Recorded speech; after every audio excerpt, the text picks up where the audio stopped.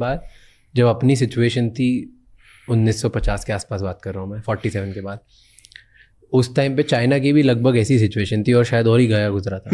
पर आज चाइना हमसे बहुत आगे दुनिया पर राज करेगा आने वाला फ्यूचर वर्ल्ड फ्यूचर चाइना का है। वो झूठा बात नहीं बोलता है कि हम विश्व गुरु हैं। ना हमारे यहाँ कोई काम की यूनिवर्सिटी जो वर्ल्ड लेवल में हम कह सके, ना कोई इंजीनियरिंग कॉलेज। ड्रोन तो बना नहीं पा रहे हैं, दूल्हा का ड्रोन बनाने वाला चाइना से आ रहा है, जबकि युद्ध ड्रोन पे चला जा चुका है। तो हम लोग फॉल्स ईगो में हम लोग नहीं जी रहे, हम लोग जी रहे हैं। चाइना ऐसा नहीं करता है। आगे निकल क्यों गया चाइना? एक होता है रियलिस्टिक सोच, एक होता है आपका आइडियोलॉजिकल, काश ऐसा होता, दुनिया ऐसी होती। तो हम लोग उसमें जी रहे हैं। और चाइना रियलिस्टिक है, भाई सड़क बनेगी काम खत्म। अब हम लोग को क्या है कि इंग्लिश थोपिए।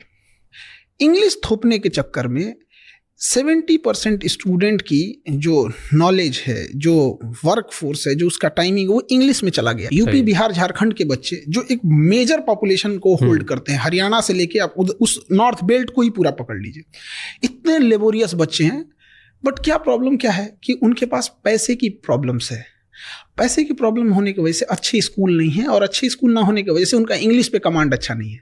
अब वो अपने आप को लो फील कर रहे हैं बिना मतलब का। हम भी इंग्लिश मीडियम में मेरे घर वाले पढ़ाएं, 12-13 साल इंग्लिश मीडियम में पढ़ाएं। हम एक ही चीज़ सीखे, मे आई गो टू ड्रिंक वाटर।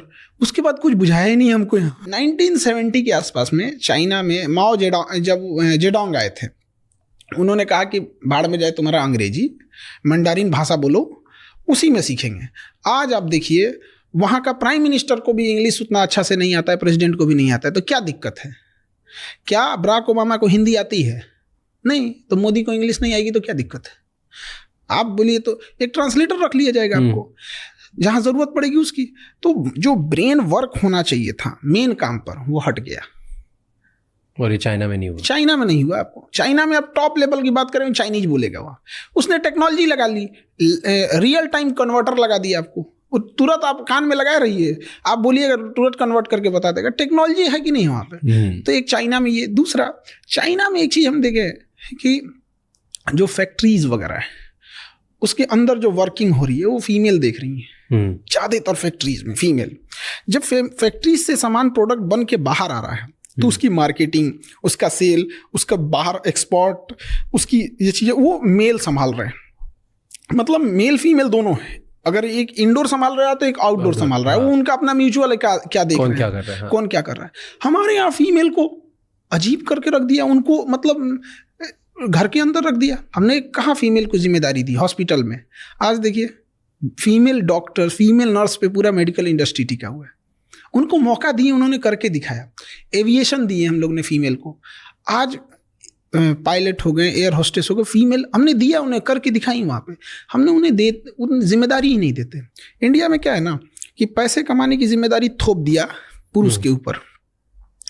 इससे बहुत अजीब गया कि बच्चा बाहर जाके कमा रहा है, बस इससे मतलब है कैसे कमा रहा है, मर रहा है, जी रहा है, सेफ्टी है कि नहीं है, रहने लायक है कि ना। मुंबई में देखिए, घर वालों को पता नहीं होगा कि यहाँ पे कोई कैसे कमा रहा होगा। आप बीच पे जाके देखिए, कोई छोटी मोटी दुकानें लगा के बेच रहा है, रात भर बेचारा कुछ कस्टमर आ जाए यहाँ पे। घर वालों को क्या चिंता है, पुरुष है, बेटा है, कमा के लाएगा यहाँ पर। और घर की इज्जत की जिम्मेदारी औरतों को दे दिया। भाई इस दोनों की कॉमन जिम्मेदारी थी। यही वजह है कि इंडिया में आप देखिएगा कि अगर किसी को बद्दुआ देनी है, श्रापनी है, तो वो घर की फाइनेंशियल स्थिति को संभालने वाले पुरुष को बद्दुआ देगा। तुम्हारे पिताजी को नौकरी छूट जाए, भाई ये हो जाए। और अगर उसको इज्जत डाउन करनी यानी गाली देना है, तो किसी पुरुष को गाली नहीं देगा, और महिला को देगा। हम लोग महिला सशक्तिकरण की बात करते हैं और शर्म आनी चाहिए, 2 पुरुषों की लड़ाई में भी गालियां एक औरत ही सुन रही है।